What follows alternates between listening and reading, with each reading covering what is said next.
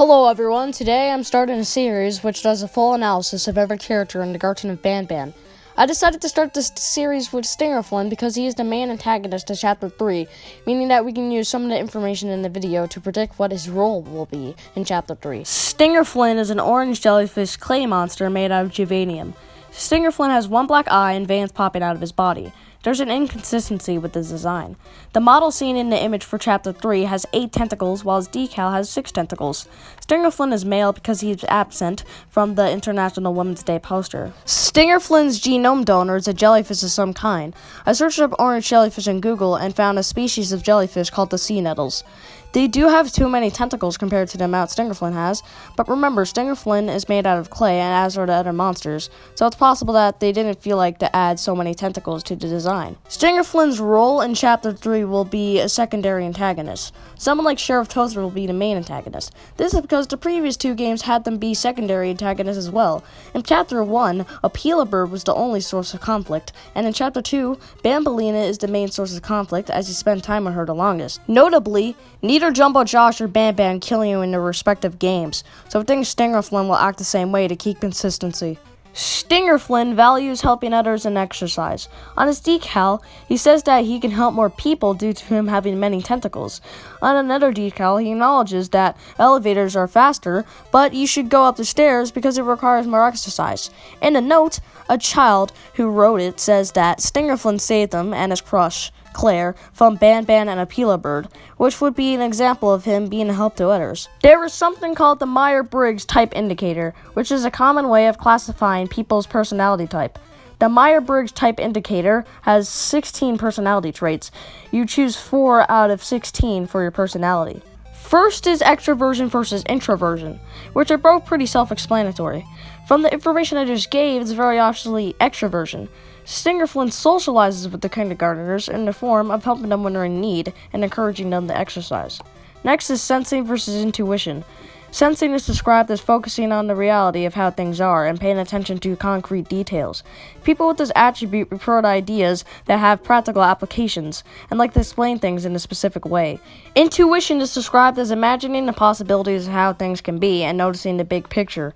People with this attribute enjoy ideas and concepts for their own sake, and like to describe things in a figurative and poetic manner. I believe Flynn fits the attribute of sensing better because intuition is more self-centered, while Flynn is very selfless and helpful. He explains things literally. He literally says that having more arms allows him to help more people and that using stairs requires more exercise.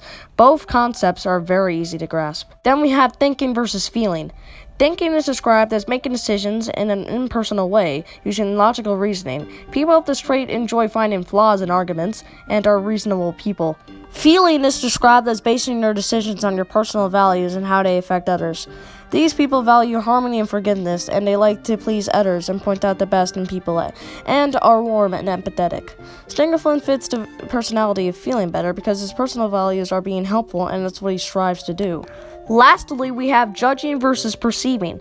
Judging is characterized by preferring to have matters settled and thinking rules and deadlines should be respected. These people prefer to have detailed step-by-step instructions and make plans to know what they're getting into.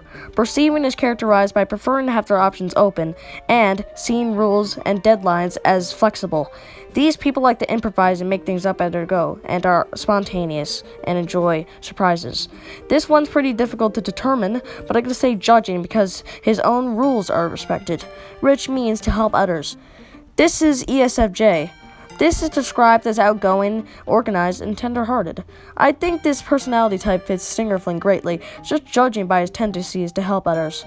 Flynn's relationships with the other monsters might not be the greatest. It's possible that Appeala Bird and Banban do not respect Flynn for attacking them in defense of 2 children, but Flynn does have a great relationship with the kindergarteners, helping them in need and encouraging them to exercise.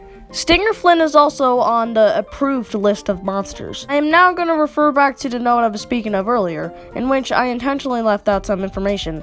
At the end, it said that the children would be taken to the jellyfish's house. If we remember, Banban saying that someone far stronger than him and us has the children and that he resides deep in the abyss. This is very suspicious.